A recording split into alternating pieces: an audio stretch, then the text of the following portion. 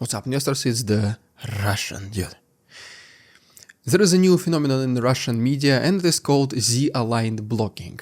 A hateful, shouty, hyperactive ecosystem of Telegram channels, live streams, and even fundraising pages that popped up like mold wherever the official TV narrative left an empty patch. 3 years ago, these authors were nobodies, literally. Regional cooks, right-wing weekend warriors, couch warriors, backyard veterans with bad teeth and better stories. But well, now they count out audiences in the hundreds of thousands, touch millions of rubles with a single rant, and then handle large sums of money that would make a mid-level oligarch blush. How did this happen? Well, thanks to, if you can even say thanks to, war, chaos, and propaganda vacuum. And then the Kremlin that, after 25 years of carving out a total media monopoly, suddenly found itself jealous of the freelance boom it accidentally created.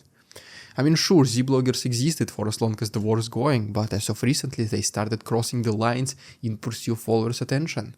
Instead, well, they got the Kremlin's attention, and some of them had to be purged for reasons that we will talk about in today's episode.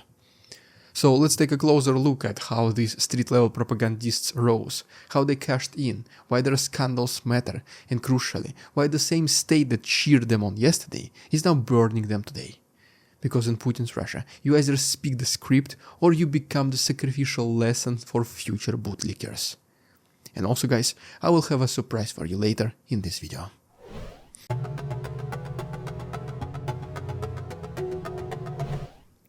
You might remember Igor Girkin live streaming from a dodgy flat with 200 viewers.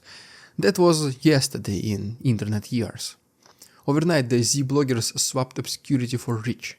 They did not get promoted by decree of Kremlin press releases. They grew because a slice of the Russian audience wanted heat and drama, not polished military reports. The state TV anchors were stuck recycling the same tired triumphalism, endless leads of destroyed HIMARS, phantom NATO POWs, and tales about never-ending encirclements. Well, the result? Credibility evaporated. Viewers who wanted raw frontline obsession tuned out of the sanitized studios and into Telegram streams, where someone with just simple camera or a smartphone as flak jacket sounded closer to truth than ever, even if that truth was a stew of rage, rumor and donations. The Z-bloggers were a complete collection of people from different backgrounds. Some had been fighting in Donbass since 2014 and never left the narrative. Others were ex-regional aides who knew how to extract gossip from a bureaucrat. Some were just even angry kids with loud mouths and instinct for spectacle. What they all share, however, is one simple trait. They feed the appetite for certainty and fury. If the official line said victory, the Z channels gave you a victory with blood-splattered anecdotes, with recruited heroes, with pages where you could throw money and feel like you've done something. For millions of Russians watching from kitchens and dorms, this felt authentic. It felt kinda necessary even. And authenticity in a country where everything is staged is a reputation which is more valuable than any state endorsement. Before we continue, here is the surprise I promised you in the beginning of the video. We all know that AI is reshaping the job market rapidly. Nearly half of workers worldwide fear unemployment due to AI and technology. Customer service, marketing, software, finance, no industry is untouched. But the real issue is that people are still living in a bubble. They still think they will not get affected until it hits them like a truck. But I want you to make a smart choice this Black Friday. While most people are spending on things that lose value, the smart ones are investing in learning what is shaping the future. Which is why I have teamed up with Outskill to bring you a 2-day live AI mastermind training, which has so far been attended by 10+ million people globally. They're hosting a 2-day live AI mastermind workshop this Saturday and Sunday from 10 AM to 7 PM Eastern Standard Time. Now usually this is a paid training worth $395, but Outskill is running their big Black Friday sale and offering all of my viewers a free seat in the training. I highly recommend you attend this workshop because not only do you get AI certified, but will also learn how to build AI-powered workflows, use AI tools, and eventually launch businesses generating close to $5,000 in weekly revenue. It is rated 4.9 out of 5 on Trustpilot, and you get trained by expert mentors from companies like Microsoft, OpenAI, Nvidia, Google, and more. People who have built and shaped the current AI landscape.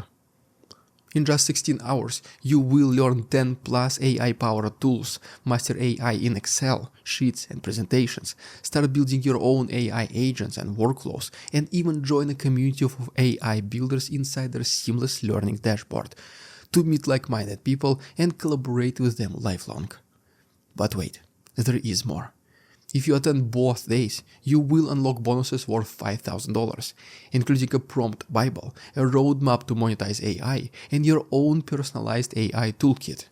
So if you're already planning your exciting weekend, trust me, nothing is more exciting than planning for your future. Save your free spot now by scanning the QR code you see on the screen or by using the link in the description before the seats vanish. Also, join their WhatsApp community so that you never miss a beat. Thank you so much Outskill for sponsoring this video, and now back to the program.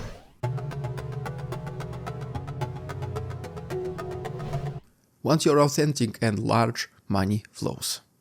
Not glamorous venture capital, no, but at least war money.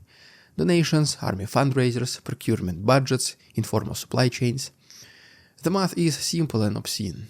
A channel that can mobilize 100,000 funds to donate even 1,000 rubles per person is suddenly holding tens of millions. What started as help the boys, kids, turned into procurement empires. Body armors, drones, underwear, allegedly for the front, but sometimes for resale, sometimes for personal upgrades. Well, as expected. A mid-tier channel then became a cashier for the war effort and a trampoline for the bloggers' ambitions. To give you a specific example, enter Roman Alekhin, middleweight influencer, mid-six-figure following, and allegedly fronting a 50 million ruble kickback from an army fundraiser. He's not exceptional because he is especially cunning. He is representative because the structure that birthed him rewards audacity. Before the war he had a WAS, it's like a cheap boxy car, and also just a regional day 9-to-5 job. After the war, he was doing personal purchases worth tens of millions, a 3-car collection, and the kind of lifestyle that makes previous poverty look like an ancient history. That transformation makes people greedy. It turns charity into currency. It turns volunteerism into procurement schemes. It creates incentives to inflate needs, to run phantom purchases, and to siphon off the kind of cash that should have gone to medkits and instead exploded a Telegram star's balance sheet.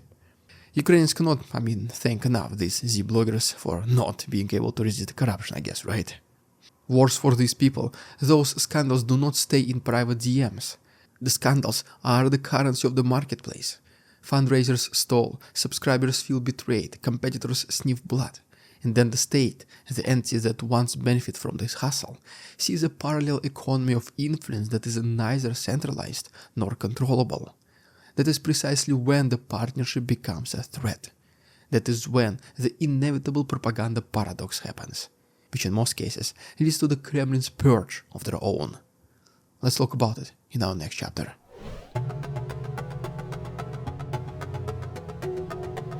Here is the most interesting twist.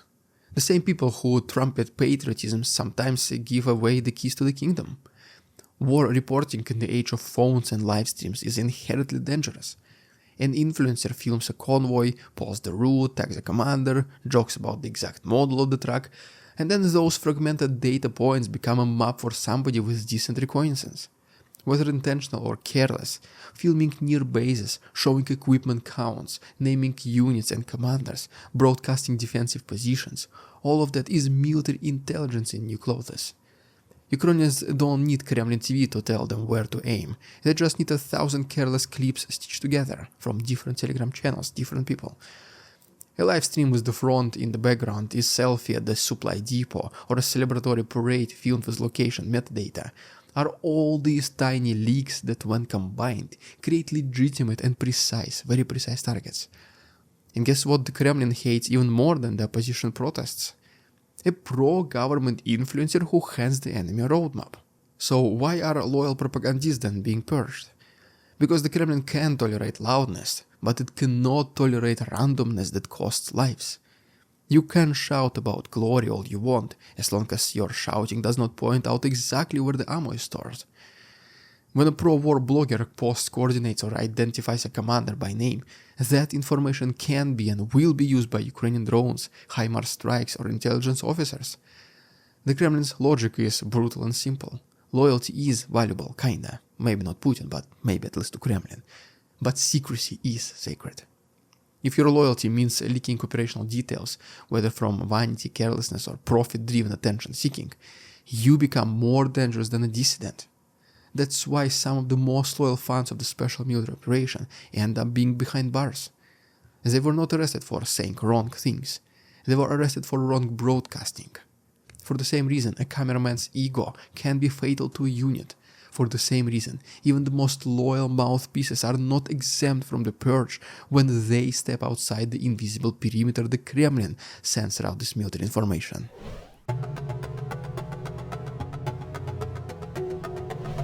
But why even burn your own?